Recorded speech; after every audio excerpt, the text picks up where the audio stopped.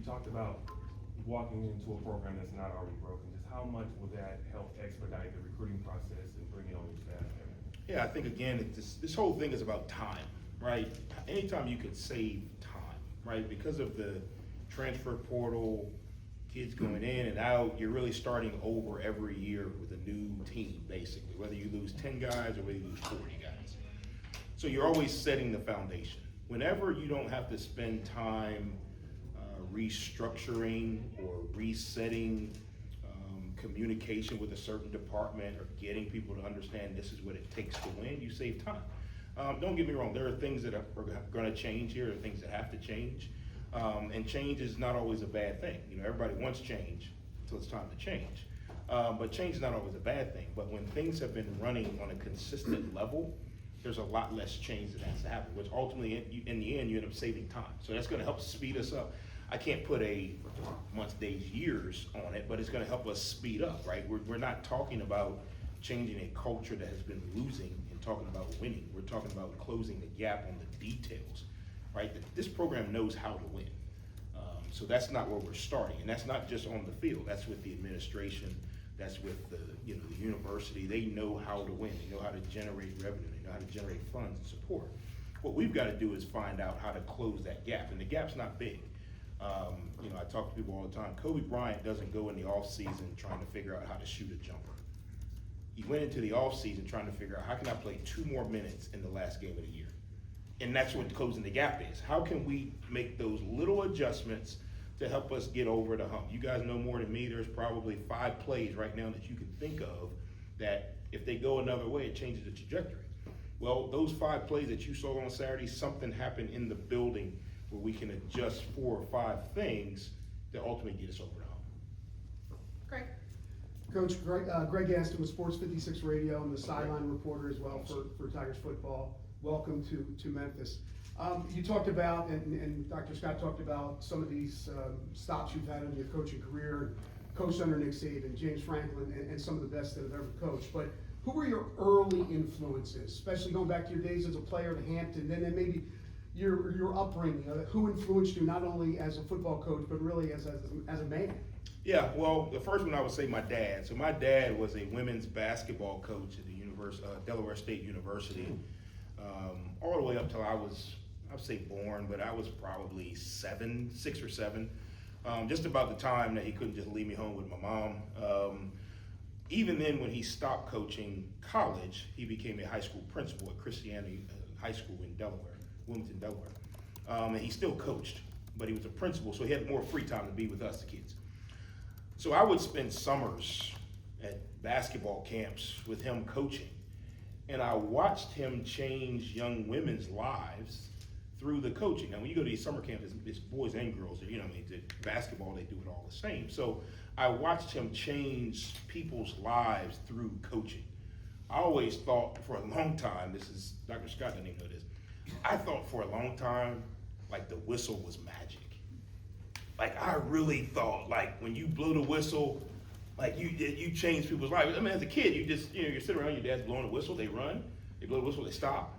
Like I thought it was magic for a long time, but what I realized is after watching him and I became older, I realized you can change lives through this thing called coaching. And then when I started playing, I played for legendary coach Joe Taylor. And I watched so many of my best friends in life right now come in so far away from being a man, having an identity, knowing what they were gonna do when the ball deflates. And I watched him mold us into men. And now some of them are doctors and lawyers. One of my teammates is a doctor. I said, I'd never let you do surgery. What are you talking about?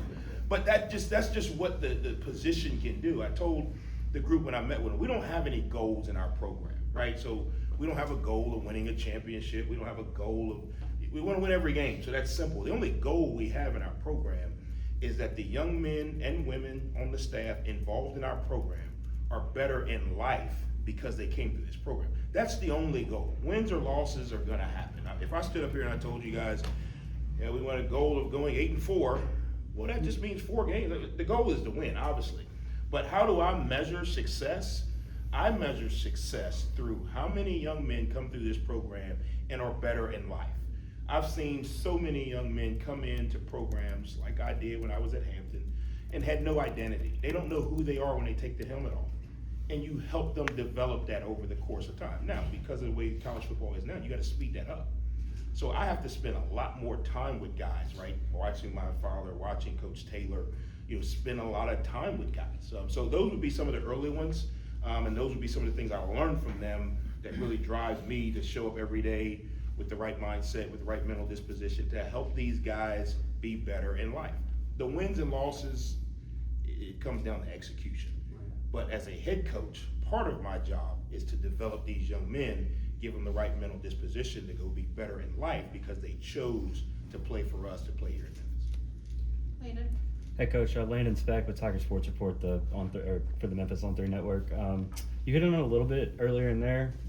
Could you expand a little bit more on your philosophy offensively, just when it comes to tempo, personnel groupings, and just ultimately what you want to do on that side of the ball? Yeah, I think if you look around college football, the teams that are the most successful, the teams that will be playing late into January, are some type of spread operation. You could call it air raid, you can call it run and gun, you can call it air lane, whatever you want to call it, right? But it's some type of spread operation.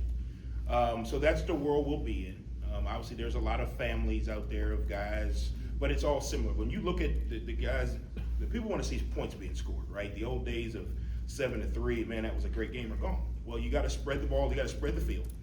You got to be able to put space, you got to put our players in space.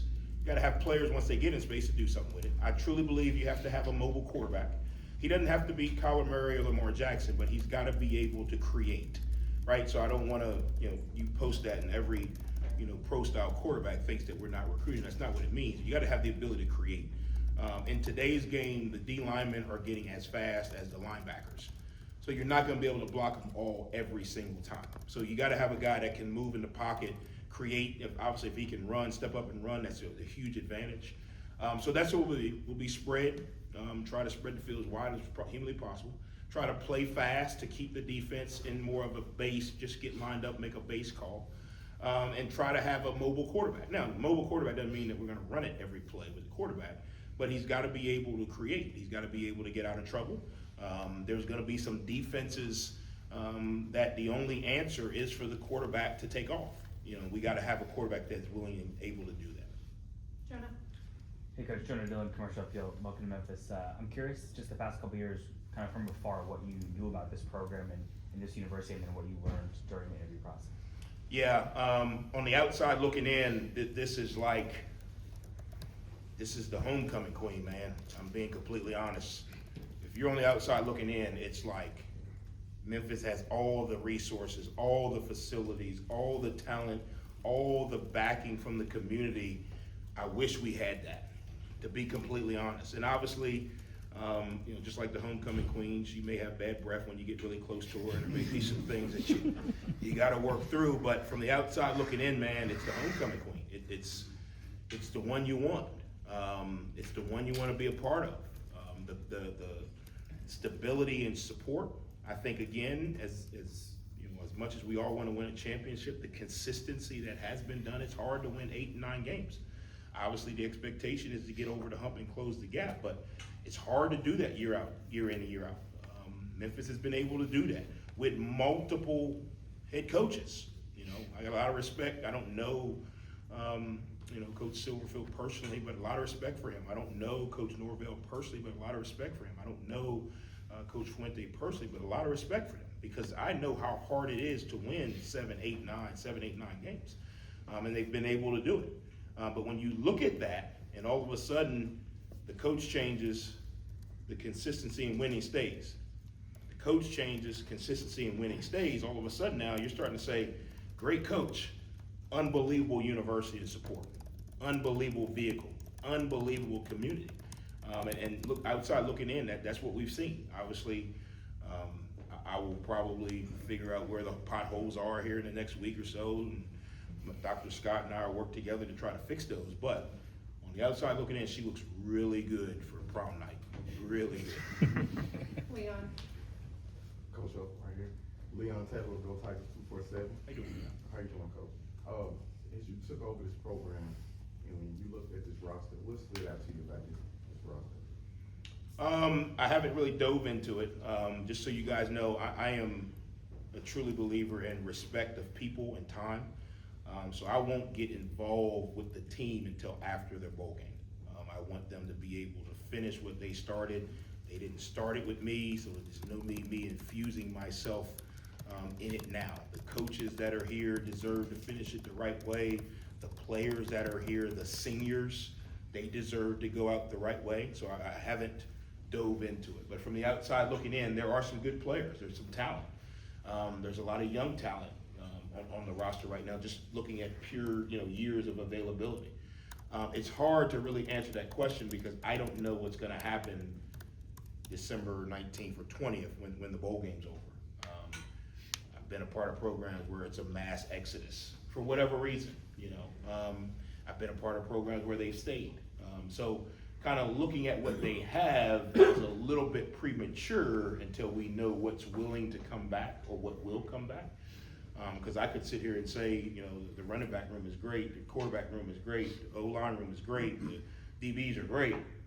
Well, December 20th, if all of those guys get in the portal, we're going to be having a different conversation. So a little bit premature to answer that, but there is a lot of youth on the roster right now, which is good because I think, again, anytime you can have some consistency in your program with players, they have years, you got a chance to kind of develop the right way.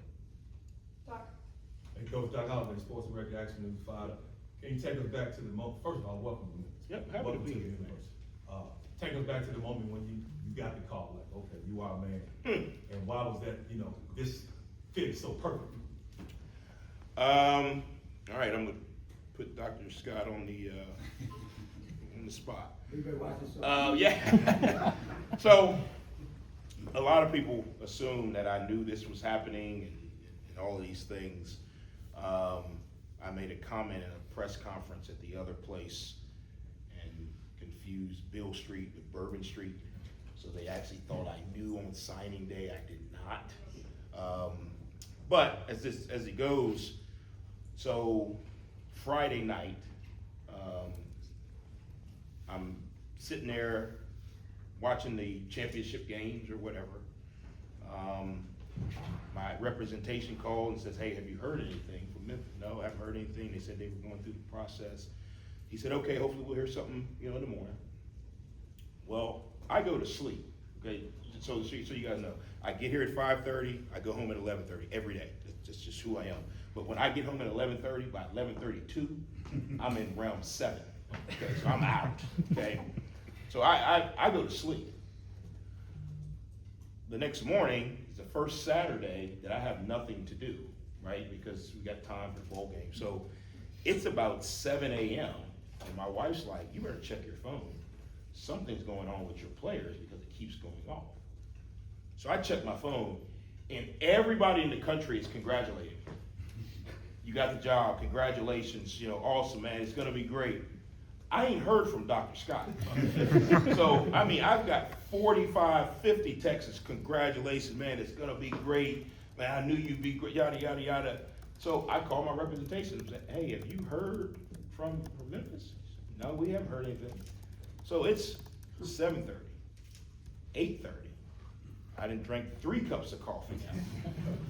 And it's about 9 o'clock, and then finally Dr. Scott called, and I almost said, hey man, what is going on? But I said, hey, how you doing, sir? How you doing? Coach switch real fast. Yeah, switch real fast.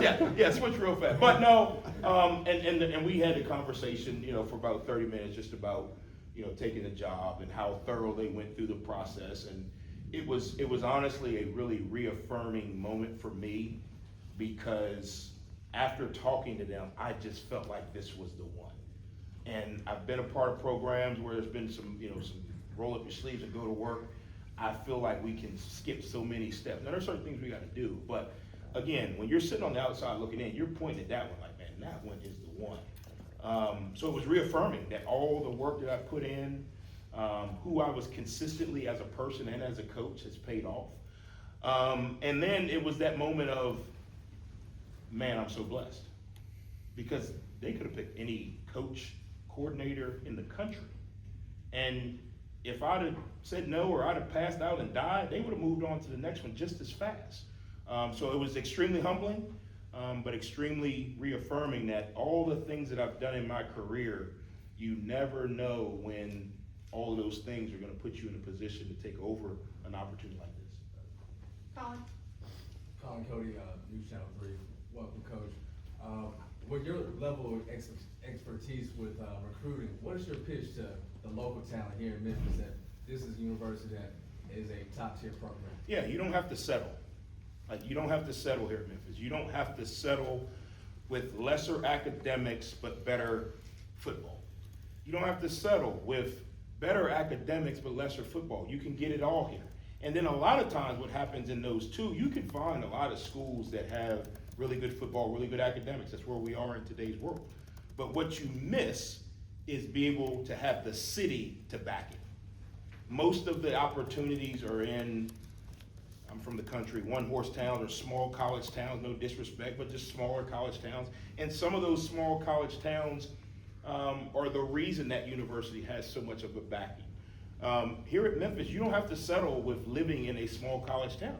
You can live in a phenomenal city with phenomenal opportunities, with phenomenal support, and you can still have an unbelievable college experience on and off the field. So why settle? Why say, hey, I'm getting really good football, really good academics, but there's only one Walmart? Or I'm getting all these things, but it's really nothing for me to do when I do get free time. I'm getting all these things, but there's really not a lot of people in this town until Saturday, right? Because there's some towns that are really, really good on Saturday afternoons, but you drive through there Tuesday, it's like a ghost town. And that's okay, but you don't have to settle. And that's gonna be my pitch to these young men. You don't have to settle. You can have it all here. You can chase your dreams at the highest level. You can do it with unbelievable academics. You can do it with a premium brand of football. And in a city that, in my opinion, is probably top 10 in the country when you talk about cities. So why settle? Send it back to Cynthia. Cynthia Perkins, Fox 13, Memphis. My folks wanna know, let's see, despite its recent success, Memphis has struggled to get fans in the stands. What are you gonna do to change that? Yeah, I think, again, Coach Hardaway said it best. People come to see people they're connected to. So what has happened over time, because of the transfer portal, fans are not as connected to the players. So to me, that's where the staff, the coaches have to step up. Fans have to have a connection to the administration, to the staff, and then they build that connection with the players. It's gonna be a new set of players every year. I just met a guy that said he's been in like 195 straight games. Well, he probably don't even remember the players' names because they've changed every year the last 5 years. So my job is to love this city enough to where they know me. Love this city enough to where me and my wife go out and people feel like, hey, that's Coach Huff. I can walk up and say hello, and I know that he's gonna talk to me like a human and not like he's a robot. My job is to love this city enough to where they're coming to support me through the players, if that makes sense. And I say me, not putting light on me, but hey, I know Coach Huff, so I'm gonna go watch the Tigers. If that's the response that we get and we can fill the stadium with that, that's great. But it starts with me. It starts with me loving this city. It starts with my family getting out in this city. It starts with, the other part of it is, you gotta be real. You know, people have a connection with real people. I tell people all the time, when you go to a family reunion, you don't say, hey, family, it's a feel. So people have to feel that you're genuine. People have to feel that you're real, and that's my job. And I've got work to do, just as much as we've got to get the roster right and make a transition with personnel. I've got to love this city, and I understand that. We'll finish off with Devin and then Dave. Devin Walker, Ground City Media, welcome to. Hold on, I'm sorry. How many people put their hands up? Do you wanna go all through? I want to get everybody coming. Okay, Everybody start get with Devin. Yep. Coach, how do you kind of tackle the scheduling? I know those games are already scheduled for the future, but how do you kind of tackle scheduling? Because I know in this Memphis area, there's a lot of regional rivalries, and how do you kind of tackle the schedule? Yeah, again, you spot the ball, I'll play you anywhere. I think Dr. Scott has a very good knowledge of that. And there's a lot that goes into that. If you're trying to get into the college football playoffs, you can't just keep playing Hampton University, where I went to school. It's the reality of it, and that's no disrespect. You can't, you gotta stretch yourself out a little bit. You gotta put yourself in position that when they have that meeting on, championship weekend, one, hopefully you're in the game, and then two, you win the game, and then three, if you're not in the game, your schedule strength gives you the ability to try to get in. So there's a fine balance. I think Dr. Scott understands that. If he ever asked my opinion, I think there is an opinion as far as how does it affect the team, not who we play, if that makes sense. How does it affect the team that we have to play a Thursday night game, turn and play a Saturday game? How does it affect the team that we get a bye week early in the season versus late in the season? Who we play, they got the same, they got 85 guys, they can run a football play. We're not running from anyone. I think if you want to get in that conversation, we say we want to be in the playoffs, they're gonna put us against Georgia, they're gonna put us against Oregon.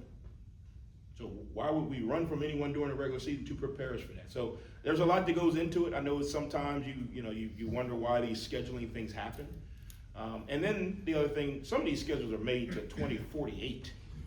And you can't change them because they're contractually, it costs more money to get out of the game 10 years from now than it would just to be leave it on and play it. So there's a lot that goes into that, but I trust our administration that they understand the vision. They understand the value of scheduling, correctly or proactively. So we just show up and play. Just tell us what time the game is so I can make sure my guys eat 4 out of 4. That's all I need. Dave? Dave Willoshin, Sports 56, voice of the University of Memphis. When you're recruiting or Touchdown Tigers, retaining, can you say that a lot? pardon? Touchdown Tigers, you say that? I hope so. Based on what you've said, I think I will. Yeah.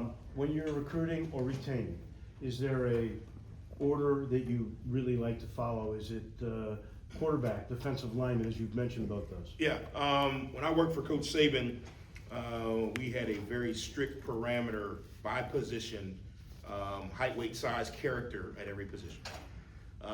He taught me in order to win games, you need a defensive line. If you got a defensive line, you can stop the run, you're going to win games. If you want to win a championship, you need a defensive line and a quarterback. And the toughest thing to do in today's world portal is you gotta pick the right one. And 10 years ago, maybe he developed. I watched Mac Jones on the scout field for 2 years. So when he got into the national championship, I had known what he could do. Well, some of these guys we're not gonna get to watch. We're gonna have to watch film, we're gonna have to watch a throw-in session. So we may get them here and we don't know what they can do. So what we've gotta be able to do as coaches is adapt, right? There's no need me telling you, oh, look, we thought he was gonna be a good quarterback and he's not, so this year's over. No, we gotta adapt. But we gotta attack the D-line because you've gotta be able to stop the run. We've gotta go get a quarterback. And then we've gotta go get juice on the edge. That's what we gotta do. Some of that's here already, some of that's not. Some of that may stay, some of that may not stay. And I'm saying this because I don't want you guys, I haven't talked to any of them, so I don't know. Just as much as I'm standing up here, there's their head coach that's standing somewhere else. And maybe that relationship over time makes them make a different decision. I'm not saying they're all going to Arkansas, but there's relationships involved in it. So you gotta have a D-line, you gotta have a quarterback, and you gotta have some juice. If we can get that, the other pieces, O-line's important, but again, the mobility of the quarterback can disguise some of those deficiencies. Don't get me wrong, I'm not saying we don't need O-line, but when you talk about order, you gotta have a D-line, you gotta have a quarterback, you gotta have juice on the perimeter. We're on the right to Richard. Richard Denson, ABC 24, Coach, welcome to Memphis. Talking about the college football playoffs, it's the first year you got 2 G5 teams in. Then you look at this conference, it's the winds of change, a lot of head coach openings. What excites you about this conference and basically how it's kind of wide open for the taking? Yeah, I think it's wide open, and no disrespect of the schools that change, I think we've picked the best head coach. And my track record says it. I don't know Brian Hartline, I love him. Great. He's 0-0 as a head coach. He may be the next Nick Saban, but we don't know. The other guys that have been hired, just check the records. That's why we keep records. That's why you guys write. And I'm not knocking anyone. And make sure you write that too, because you guys will clip that. You'll put that in the header, and it'll be Coach Huff took a shot at Hartline or Coach Huff took a shot at somebody. I'm not saying that. I'm just saying just Look at the record. Coach Signetti said it best. Google me. And I'm not saying that in a cocky, I'm saying that because my product is proven. As, you know, this is like Coke. This is like Pepsi. Like, we're not sitting here trying to manufacture excitement over something that we don't know. Now, it's my job to make sure that process continues to improve and develop so that we can take the steps needed. It's our administration's job to continue to support at the level they have so that they can continue to reap the benefits of those resources. But again, it's proven. I'm not making it up, and I'm not sitting here saying we're gonna win every game, trust me. But I know this process works. I know this process can develop players. I know this process can win games. I know this process can win championships. Now, there's a lot of things that have to go in place. There's a lot of people that's gotta pull the rope in the same direction. You guys have a role in that. If you start writing that every time we don't get a first down, we suck, that's not gonna help. If you guys write the reality of it is, hey, look, they had trouble running the ball, but they won the game, okay, I'm okay with that. So we're all in this together. But again, we're talking about, in this conference, programs that have turnover. Just do the grades, ain't that what y'all do? Grade the head coaching hires, and then when you wrong, there's nobody that comes and fires you, but when I'm wrong, they fire us. I've been picked 5th 2 years in a row in the conference. And I wanna know the guy that picked us 5th, is he fired?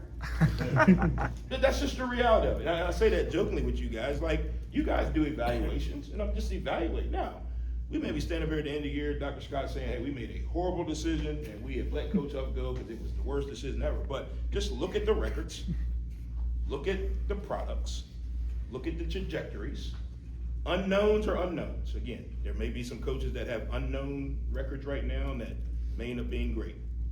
But if we look at it right now, with this tangible information we have an opportunity to do something special. It's gonna take a lot of work. Trust me, I got big shoulders. Trust me, I will never shy away from extreme ownership. If the food's cold, it's my fault. If we lose a game, it's my fault. If you go to the concession stand and there's a line, it's my fault. I get it. I take extreme ownership. So I'm not sitting here saying everything's gonna be perfect. There's a lot of work to do. But also with that, I have extreme confidence in what we do. Sam? Coach Sam Shoemaker, Daily Helmsman, welcome to Memphis. I think what sold a lot of fans on you, despite your resume, and you've done it, right, is the fact that you worked with Nick Saban, you coached under Nick Saban. You talked about it a little bit earlier, but just tell me about the main lessons you learned under Coach Saban. Yeah, consistency in your approach. Consistency in what you do, whether that's off-season, spring ball, the consistency, and then the discipline and accountability. He's the most disciplined man I've ever been around. He wears the same color pants every day. He wears black pants on Monday, blue pants on Tuesday, gray pants on Wednesday. You think I'm joking? I'm dead serious. Like, he eats lunch at the same time. He eats breakfast at the same time. He shows up to work at 7:22 every single day. I don't know how he doesn't miss a light, like every single day. And I'm being dead serious. At 7:22, you can hear his shoes coming down the hallway. So the consistency in him ultimately trickled into the consistency in the program. The discipline in him for him to show, think about how disciplined you have to be to show up at work at the same exact time every single day. Think about that. Like, not, well, I stopped to get coffee, or I left 3 minutes late, like the discipline, right? So that means you have to wake up the same time. It means you got to shower. It takes you the same time to shave, all of those things. And that carried into the program. The consistency in how he does things, the consistency in recruiting. We're not recruiting a guy that's outside the parameters because he's a good player. He's got to be inside the parameters. All of those things, consistency and discipline, is what created such a sustainable success model for so long. The best it's ever been. It'll never be topped. And I'm saying that standing here, instilling it'll never be topped because of the change in college football, if that makes sense. But those would be the main things that I learned. Extreme consistency and approach, and then the discipline to have a routine that you stick to. Jeff? Jeff Calkins from the Daily Memphis, welcome. How did you decide to, when you stood up there, actually embrace the championship? That's the goal, that's the mission. And then secondly, related, you said something interesting about how done right, it can change the trajectory of not just the university, but of a city. How did you get to that, and what does Yeah, I mean, obviously, I'm not standing up here, that you guys aren't gonna be excited we win 8 games. I mean, there'll be some people say, oh, it was a good first year, but I mean, the goal is to win a championship. It should be that for every team that ever steps on the field. With the reality of there's some things that have to happen in order to do that. You know, we don't do the right thing in recruiting, it's not gonna happen. If we don't do the right thing in academics, we're not gonna have the players on the field. So there's some reality. But to me, you don't shy away from the goal. You know, you look straight at it. When some coaches don't like to talk about winning a championship because what happens when you're out of the championship race? Well, if you got fierce competitors, we're competing regardless. The championship just happened to be what we were talking about that week. If we lose 5 in a row, we're still gonna compete our tails off, right? There's a reason we lost 5 in a row. So I don't believe in shying away from the ultimate goal. Secondly, I have seen how winning at an extremely high level can change the dynamic of a community. Look at Tuscaloosa, Alabama, right? That university has drastically changed the course, the economic value, the eyes on Tuscaloosa, because the university has had unbelievable success in winning. So look at where Memphis as a city is now, and just think if we can infuse a championship or 2 or 3 into it, how much more would that affect or help this city? Think about it. If it trickles from football to basketball, Penny wins a championship, Coach Huff wins a championship, then it trickles to the Grizzlies, then it trickles into Beale Street. The economic value of winning is pretty much you can't really measure it, because it can take so many flows. How many opportunities, if we put more economic resources into this city, how would it help our public schools? How would it help the resources in our public schools? How would it help our government make some decisions that need to be made from a city standpoint? So the value of winning, right? Because when you win, they'll come. So if we're winning and we're pumping seats, people in seats, basketball is winning, they're pumping people in seats. But when they leave here, they're gonna get something to eat. When they leave here, they gotta get gas.